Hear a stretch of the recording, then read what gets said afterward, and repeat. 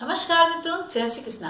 आज हम आपको बताएंगे कि मूलांक 4 वाले जो व्यक्ति होते हैं उनके जीवन में पूरे वर्ष में कौन सा ऐसा टाइम होता है जो सबसे ज्यादा उनके लिए शुभ होता है। उस समय उनको पंचांग देखने की जरूरत नहीं होती है, कोई भी मुहूर्त दिखाने की जरूरत नहीं है, या फिर अपने बर्थ चार्ट के अकॉर्डिंग आपको ये जानने की जरूरत नहीं है कि कौन सी दशा हमारे लिए पॉजिटिव चल रही है और कौन सी दशा हमारे लिए नेगेटिव चल रही है। सिर्फ और सिर्फ आप अपने मूलांक भाग्यांक के आधार पर जान सकते हैं कि क्या समय पूरे वर्ष में हमारे लिए सबसे ज्यादा पॉजिटिव होता है।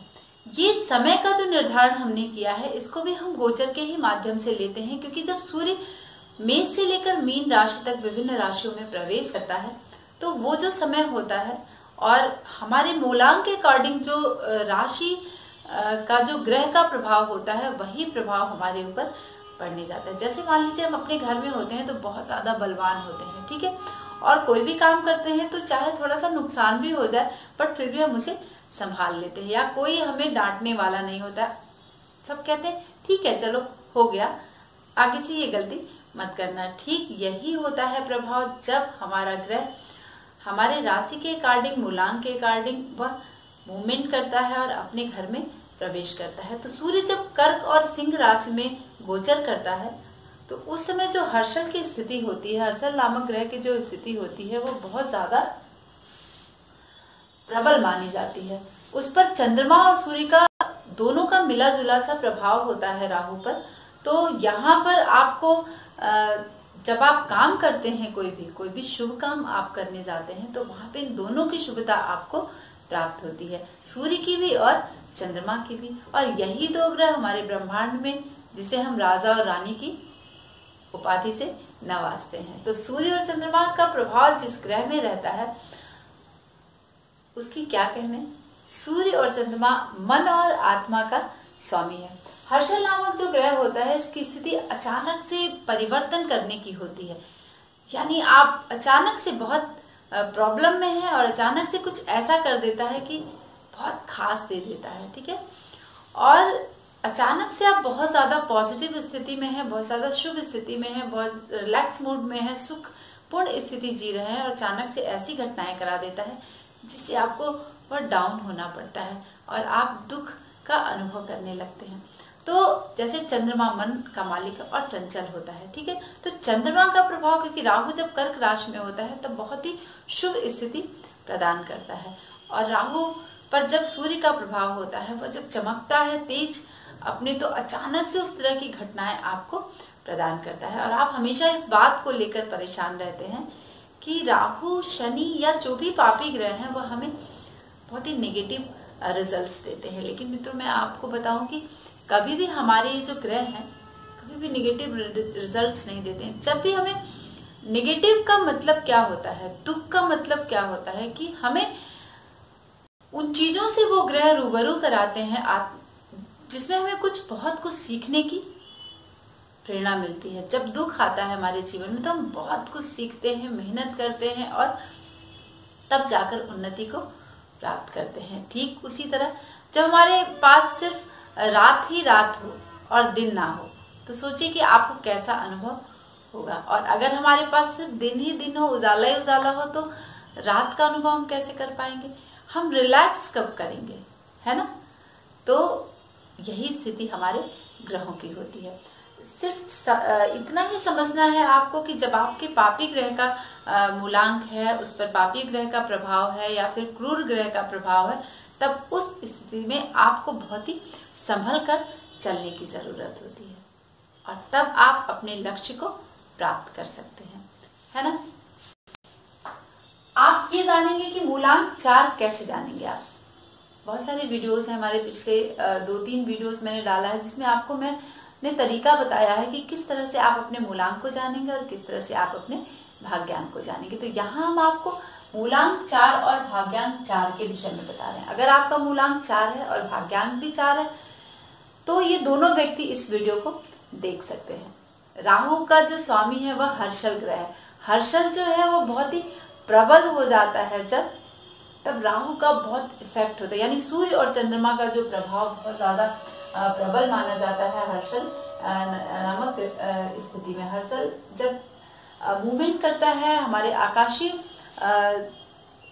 पिंडों में, तो वह बहुत तेजी से जब आगे बढ़ता है तो और फिर बहुत तेजी से वह नीचे आता है। खगोलीय जो हमारे घटनाएं हैं राहु को लेकर, जैसे आप देखिए कि कोई अगर तारा टूट कर गिरता है तो फटाक से उस समय एक दिखता है, आपको एक आभास होता है कि तारा टूट के फटाक से गिरा और आप अपनी विश मानते हैं, है ना। इस तरह की घटनाएं आपने देखी होगी आकाशीय पिंडों में।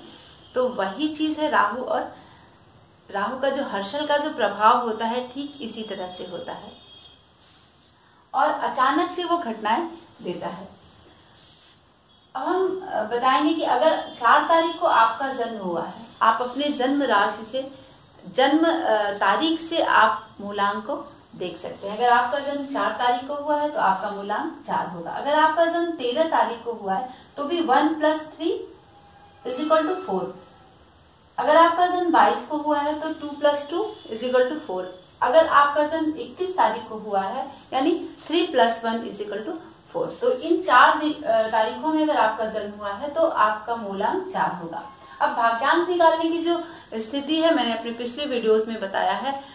आप अपने जन्म की तारीख, अपने जिस महीने में आपका जन्म हुआ है उसको, और जिस सन में जन्म हुआ है उसको, सबको अगर जब आप ++ करते हैं तो जो डिजिट आती है उसी को हम भाग्यांक बोलते हैं। और जो 21 अब जो शुभ समय है उसको हम आपको बताएंगे। 21 जून से लेकर 21 अगस्त तक सूर्य जो है वह कर्क और सिंह राशि में रहता है। जब वो गोचर करता है सूर्य तो 21 जून से लेकर 21 अगस्त तक वह कर्क राशि में रहता है। यह पाश्चात्य मत से मैं आपको बता रही हूँ, क्योंकि पूरे विश्व में अलग अलग चीजों को मानने वाले लोग हैं, अलग अलग जो हमारी घटनाएं होती हैं। जैसे हमारे बाहर का जो दिन होता है वो हमारे या तो 4 घंटे लेट है या तो 12 घंटे लेट है, बहुत सारा हमारे टाइम में डिफरेंसेस होते हैं।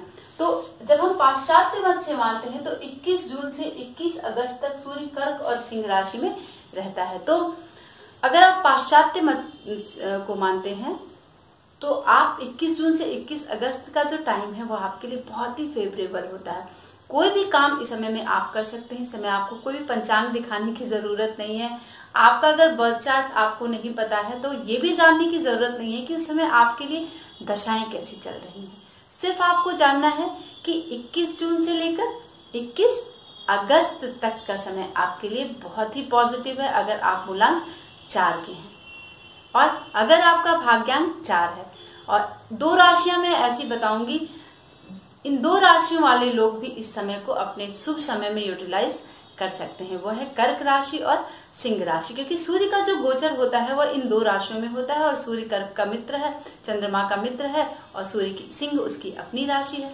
तो ये 2 जो राशियां हैं, यानी अगर चंद्रमा आपके 4 नंबर में बैठा है, अगर चंद्रमा अगर आपके 5 नंबर में बैठा है, तब भी आपको ये समय बहुत ही आपके लिए महत्वपूर्ण है, जिसमें आप कोई नया कार्य कर सकते हैं, कोई उन्नतिशील कार्य कर सकते हैं जिसमें आपको उन्नति की ही संभावना है। अगर आप कोई विद्यार्थी वर्ग जो है, अगर इस समय अपनी शिक्षा की शुरुआत करते हैं, कोई सब्जेक्ट की शुरुआत करते हैं, जैसे अक्सर होता है ना, पूरे वर्ष में हम सोचते हैं कि अच्छा इस लेसन को या फिर इस बुक को मैं इस मंथ से शुरू करूंगी पढ़ने के लिए, तो ये समय आपके लिए बड़ा अच्छा होगा।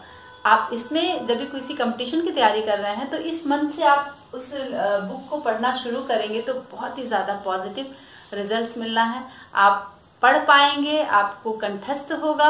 और अगर आप किसी व्यवसाय को कर रहे हैं, अगर कोई कॉन्ट्रैक्ट साइन करना चाहते हैं तो इन महीनों में आप कर सकते हैं। आप नौकरी पेशे में हैं तब भी आप इस समय को अपने बेहद शुभ समय में यूटिलाइज कर सकते हैं। महिलाएं अगर खरीदारी करना चाहती हैं, ज्वेलरी, कपड़े, बहुत कुछ खास, कहीं घूमने का प्लान कर रही हैं, तो इन महीनों में वह अपना प्लान कर सकती हैं। या फिर कोई विशेष उन्नति कारक कार्य है, जमीन खरीदने की बात हुई या फिर कोई नया काम आप कर रहे हैं, तब इस समय को आप अपने लिए इस्तेमाल कर सकते हैं।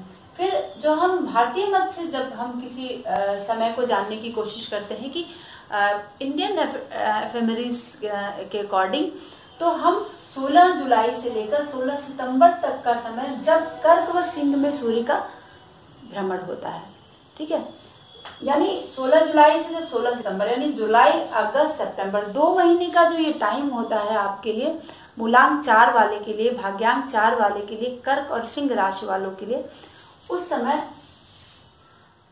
कर्क और सिंह राशि में सूर्य जब गोचर करता है तो उसमें हर्षल की स्थिति जो है, क्योंकि राहु का जो स्वामी है वह हर्षल होता है, तो इसकी स्थिति बहुत ही प्रबल रहती है। तो ये समय में आप जल्दी जल्दी अपने काम को निपटा लेंगे और बहुत ही शुभता आपको मिलेगी अपने कार्यों में। अगर किसी काम को आपने शुरू किया है तो उसमें आपको पूरी उन्नति मिलने की संभावना है, क्योंकि जो देखिए, आप जो चंद्रमा होता है ना, वह जल का कारक है, ठीक है, और सूर्य जो है वह अग्नि का कारक है, अग्नि तत्व है।